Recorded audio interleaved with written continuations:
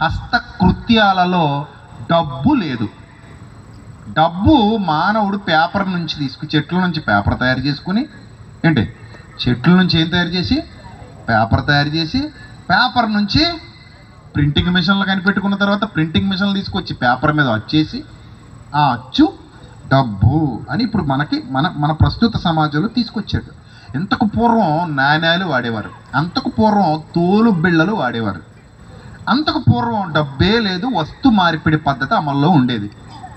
మరికొన్ని ప్రాచీన నాగరికతల్లో రాతి ముక్కలు కూడా వాడేవారట డబ్బుకు సాదృశ్యంగా, అంటే డబ్బు రూపంలో రాతి ముక్కలు వాడేవారు. అంతకుముందు ఆ తర్వాత బంగారపు బిళ్ళలు నాణ్యాలు వాడారని వినికిడి చరిత్ర చెబుతోంది. ఆ తర్వాత వెండి కూడా డబ్బు రూపంలో చాలామంది అయ్యేదని చరిత్ర చెబుతోంది. ఆ తర్వాత రాగి నాణ్యాలు, ఇత్తడి నాణ్యాలు, రకరకాల నాణ్యాలు వెలుగులోకి వచ్చాయి.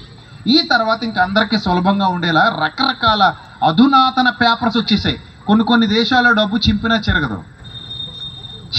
చెరగదు, అలాంటి పేపర్స్ కూడా వచ్చేసాయి.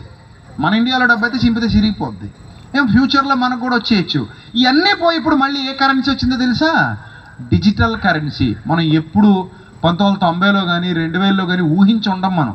అంటే అసలు మనం ఫోన్ ఎలా చూపిస్తాం, ఆడు కూడా ఫోన్ ఎలా చూపిస్తాడు, సరుకులు పట్టుకు ఇంటికి వచ్చేస్తాం. ఏమైంది అంతే మరి. అని ఇది వరకైతే లెక్కలెట్టి 4 కిలోలు అనుకొని లెక్కలెట్టేసి చిల్లర తీసుకొని అంత తలకైపోటు. ఇప్పుడు ఏం లేదు, ఎవడు పట్టుకెళ్ళట్లేదా? కోడ్ ఉందా, స్కానర్ ఉందా? ఉంది సార్, ఇదిగో ఎంత అట్టిపళ్ళు డజను ఎంత, 100 రూపాయలు, అదిగో వచ్చినాయా, టీక్ మన సౌండ్ వస్తుంది. లేకపోతే ఆయన ఎవరో సినిమా హీరో మాట్లాడుతుంటాడు ఆ డబ్బాల నుంచి, వచ్చేసినాయి 100 రూపాయలు, అంతే ఇంటికి వచ్చేసాం. అంటే ఈ కరెన్సీ అనేది ఎన్ని రకాలుగా రూపాంతరాలు చెందుతూ వచ్చిందో, ఎన్ని రకాలుగా మార్పులకు గురవుతూ వచ్చిందో చూస్తే మనకు విషయం అర్థమైపోయింది. డబ్బు ఇన్ని రకాలుగా మారింది అంటే ఇది దేవుడు చేసిన సృష్టి ఏమి కాదు, అది మనం చేసుకున్నాం. అది మీరు ఏదైతే డబ్బు వాడుతున్నారో ఈ ప్రతి రూపాయి మీరు చేసుకుని ఇప్పుడు వచ్చి ఏమంటున్నారు? ధనవంతుని పుట్టించావు, భేదోడిని పుట్టించావు. సరే, అది అలా వదిలేండి, మాడుకుందాం. భూమి గురించి మాట్లాడుతున్నాం కదా. భూమి, నేల.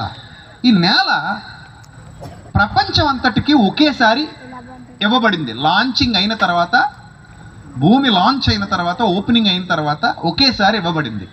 ఒకేసారి ఇవ్వబడినప్పుడు ఈ భూమి మీద ఉన్నది ఎంతమందో తెలుసా?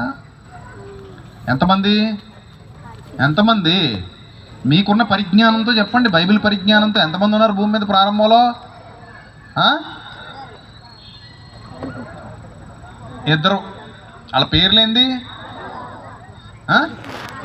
సుబ్బారావు, వెంకటలక్ష్మినా? కాదు కదా.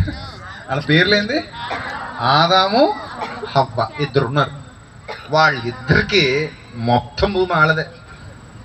ఊరు మనదిరో అనరు వాళ్ళు, భూమి మనదిరో అంటారు, వాడ మనదిరో అంటారు, మొత్తం ప్రపంచమే మనదిరో అంటారు.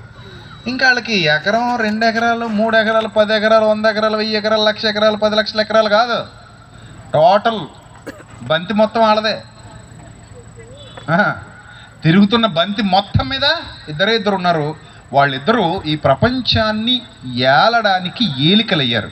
ఇప్పుడు మొత్తం భూమి దస్తావేజు ఇద్దరి పేరు మీద ఉందంట. మొత్తం భూమి దస్తావేజు ఎంతమంది పేరు మీద ఉంది?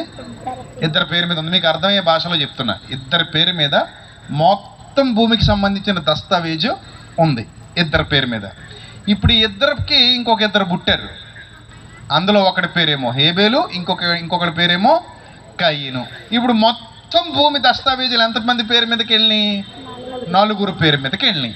ఈ 4 పేరు మీద మొత్తం భూమండలం దస్తావేజులు ఉన్నప్పుడు ఇందులో ఒకడికి సిరాకు వచ్చి ఒకడిని చంపేశాడు. ఇప్పుడు మొత్తం ఎంతమంది పేరు మీదకి వెళ్ళినాయి? 3 పేరు మీదకి వెళ్ళినాయి. ఈ 3లో నుంచి మరలా కొంతమంది పుట్టుకురావడం అలా విస్తరించి ఒక 100 మంది పంచుకున్నారు, తర్వాత 1000 మంది పంచుకున్నారు, తర్వాత 10,000 మంది పంచుకున్నారు, తర్వాత 50,000 మంది పంచుకున్నారు, తర్వాత 1,00,000 మంది పంచుకున్నారు, తర్వాత 10 లక్షల మంది పంచుకున్నారు, 20 లక్షల మంది, 30 లక్షల మంది, 40, 50, 60, 70, 80, 90, 1 కోటి మంది పంచుకున్నారు. అంటే అక్కడితో ఆగలా. పంచుకునేవాడు పంచుకుంటూ పంచుకుంటూ పంచుకుంటూ చచ్చేవాడు చస్తూ పంచుకుంటూ చస్తూ పంచుకుంటూ చస్తూ పంచుకుంటూ చస్తూ ఇప్పుడు ఎంతమంది పంచుకున్నారో తెలుసా? ప్రజెంట్ ఇప్పుడు నువ్వు ఉన్న రోజుకి 800 కోట్ల మంది పంచుకున్నారు. ఇద్దరి దగ్గర మొదలైంది, ఎంతమంది పంచుకున్నారు? 800 కోట్ల మంది పంచుకున్నారు. ఈ పంచుకునే వాళ్ళందరూ పంచుకొని ఉంచుకొని వెళ్ళిపోకుండా నెక్స్ట్ ఏం చేశారంటే, ఇప్పుడు నేను పంచుకుంటున్నాను కదా, నేను పంచుకున్నది నేను చస్తూ నా కడుపున పుట్టిన వాళ్ళకే ఇచ్చిపోతా అనే రూల్ పెట్టుకున్నారు. ఇప్పుడు ఈ రూల్ మీరు అందరూ ఫాలో అవుతున్నారా? ఈ క్వశ్చన్ చేసిన వాళ్ళందరూ ధనవంతులు ఎందుకు బుడిచాడు, పేదలు ఎందుకు బుడిచాడు, అలా ఎందుకు బుడిచాడు అన్నారు కదా ఇందాక. మీరు అందరూ ఈ రూల్ ఫాలో అవుతున్నారా? మీ ఆస్తి ఎవరికి ఇస్తారు చెప్పండి, ముందు అప్పుడు మాట్లాడుకుందాం. మీ ఆస్తి ఎవరికి ఇస్తారు చెప్పండి, అప్పుడు మాట్లాడుకుందాం. మిగిలిన విషయాల తర్వాత మాట్లాడుకుందాం.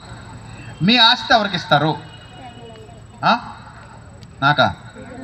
నాకేనా? నాకు కదా. ఎవరికి ఇస్తారమ్మా మీ ఆస్తి? మీ పిల్లలకి.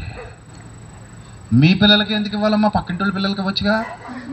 అసలే ఇందాక నుంచి అభ్యుదయ భావాలతో రగిలిపోతున్నారు, చాలా ఉత్కంఠతో మాట్లాడుతున్నారు. దేవుడు ఏంటండి ధనవంతులు పుట్టించాడు, భేదోళ్ళని మమ్మల్ని భేదోళ్ళుగా అన్నారు కదా. మరి పాపం మీ ఆస్తి భేదోళ్ళకి ఇచ్చేయచ్చుగా, లేని పిల్లలకి ఇచ్చేయచ్చుగా. మీకున్న ఆ ఇల్లు పొలం ఎంత ఉంటే అంత, ఆ బండి కారు ఆటో ఆ చెవిలీలు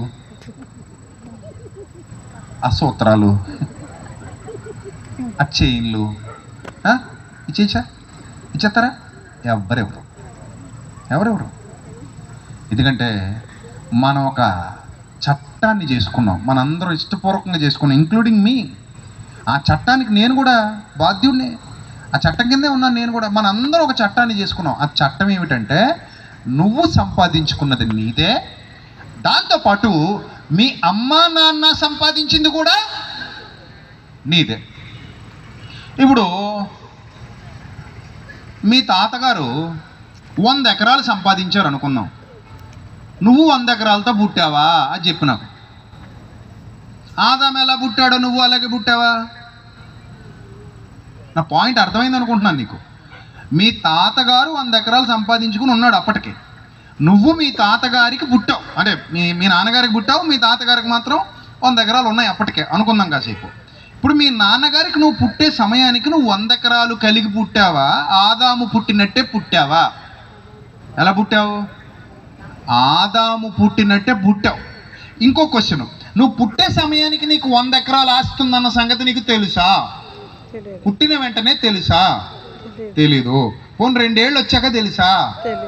3 ఏళ్ళు వచ్చాక తెలుసా? తెలీదు. మరి ఎప్పుడు తెలిసింది?